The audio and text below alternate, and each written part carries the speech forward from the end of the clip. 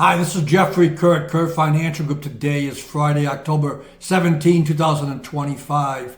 Been a wild week, lots of stuff going on. And this morning, we got news from President Trump regarding tariffs on China.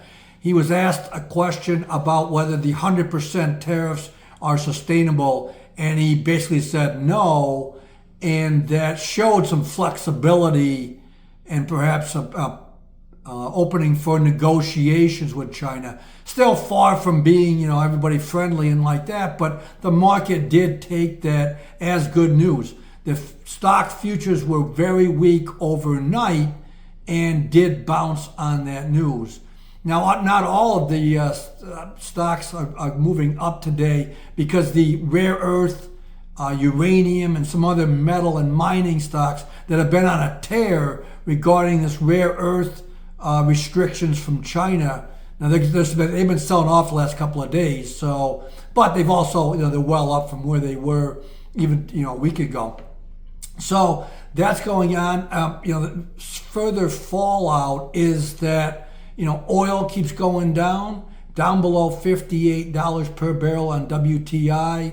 Gold off a little bit today, but still above 4,200. Bond yields have been coming down. I think they're kind of sideways today, but interesting that the bond yields keep coming down. And then that points to the Fed, who will be doing likely a rate cut at the end of the month, about the same time as the scheduled meeting between President Trump and Xi of China is supposed to do. So a couple of big events at that time.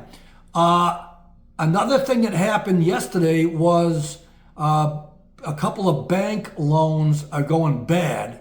A couple of regional banks, Zion and Western Alliance, reported that they've got some bad loans. So, that did spark a sell-off and a lot of concern about credit and, maybe too much leverage in the system and like that. And that might be the case. On the other hand, though, these are pretty small loans. I think it's $50 million for the Zion loss is going to be. It's not, $50 million is a significant amount, but in terms of what's going on in the system and in that bank, it's not that significant. So, and I'll close up on earnings for this earnings reporting season is that they've been pretty good. Now, it's a small sample that's come out this week, but it's showing double-digit gains regularly.